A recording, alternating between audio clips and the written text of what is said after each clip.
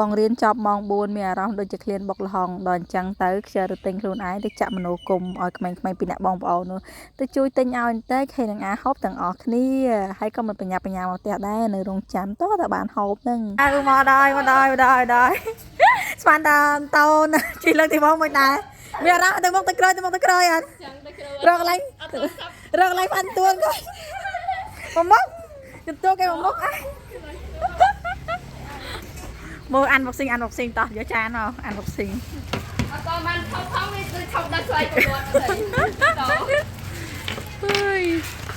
ម៉ូតូលោកគ្រូអ្នកគ្រាន់នៅដល់ពេលចឹងទៅខ្ញុំឲ្យម៉ូតូខ្ញុំយកទៅជិះគ្នាទៅជិះលើកទី1ជិះទៅដូចមានអារម្មណ៍ទៅមុខទៅក្រោយថាមិនទាន់បានឈប់ផងវាឈប់អូតូចុះធ្វើម៉េចគេហៅថាម៉ូតូអូតូស្មានតានាំគ្នាឲ្យរកកន្លែងបច្ឆេះមិនឃើញដើរបមកវិញតាពីអ្នកបងប្អូនហ្នឹងហើយគាត់ហាយចានហ្នឹងលហាយចានអស់ទៀតដោយសារតែលើកមុនអ្នកគ្រូគាត់ទៅទិញបុកល្ហុងមានក្តាមមានអីដល់ពេលចឹងទៅគាត់ឲ្យហូបបន្តិចដែរឆ្ងាញ់អញ្ចឹងទៅក៏ចង់ហូបទៀតឲ្យនេះបងប្អូនគេទៅទិញយកមកឲ្យហើយគេថាអូខ្ញុំផ្ដាសាយខ្ញុំដូចជាមិនសូវចង់ទេម្ដងហ្នឹងតែនិយាយចុះនិយាយឡើងហ្នឹងក៏ត្រូវគ្នាហ្នឹងទៅជួយទិញឲ្យពីអ្នកបងប្អូនតែបុកល្ហុងម្ដងនេះដូចជាអត់ឃើញមានក្តាមទេដូរមកជាបង្គាបុកល្ហុងគ្រឿងសមុទ្រវិញបើសិនជាដឹងមុនថាជាបុកល្ហុងគ្រឿងសមុទ្រហ្នឹងបាច់សុំយកគ្រឿងសមុទ្រច្រើនពេកទេយកតាល្ហុងឲ្យច្រើនមកហូបបានច្រើននៅពេលដែលបានហូបនៅអ្វីដែលយើងចង់ហូបគឺក្តីសុខមើលតែមុខរបស់ខ្ញុំទៅសើចឲ្យពព្រាយតែម្ដងមួយយ៉ាងទៅតែបានហើយកក់សក់កក់អីហើយអីចឹងទៀតឡើងស្រឡះក្បាលតែម្ដងហើយបានហូបនៅអ្វីដែលខ្លួនឯងចង់នៅឃើញចង់ភ្លាមបានហូបភ្លាមចឹងទៀតដឹងថាហូបគ្រឿងអស់ហ្នឹងវាមិនសូវល្អដែរតែហូបឲ្យយូរម្ដងទៅកុំញឹកពេកតែនេះដូចជាទៅហូបថ្ងៃមុនដែរញឹកបាត់ហើយនេះជើទៅរកចានអីចាប់នាំគ្នាហូបជុំគ្នានឹងឲ្យសុបាយដៃ2ដៃ3លោកប៉ុន្តែពីរអ្នកនោះគេអត់ហ៊ានចូលកាមេរ៉ាទេគេខ្លាចល្បី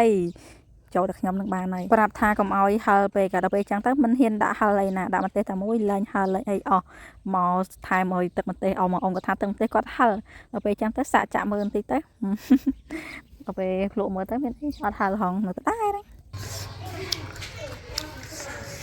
ពីសាដាក់គ្រូបូមកអូចូលកាមេរ៉ាបាត់មកលោកលោកទៅចុះអេមកខ្លួនឯង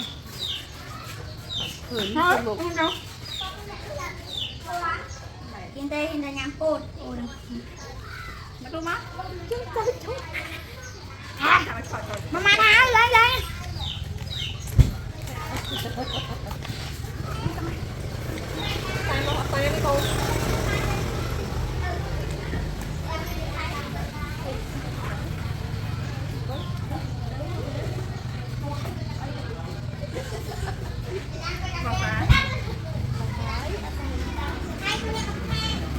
ដល់វាទៅកកម្ដងហើយយកតើពីហូបចិត្តអស់ហ្នឹងមានអារម្មណ៍ហាក់ដូចជានៅមិនទាន់ឆ្អែតដែរដល់ពេលចាំងសួរអ៊ំមកបេកកអស់នៅ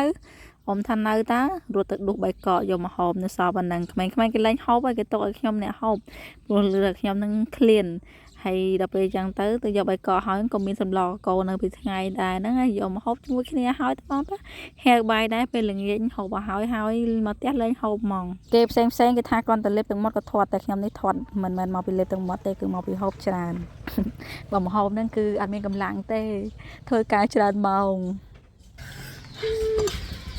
ទៅដាក់បាយខែមិនឆ្អែត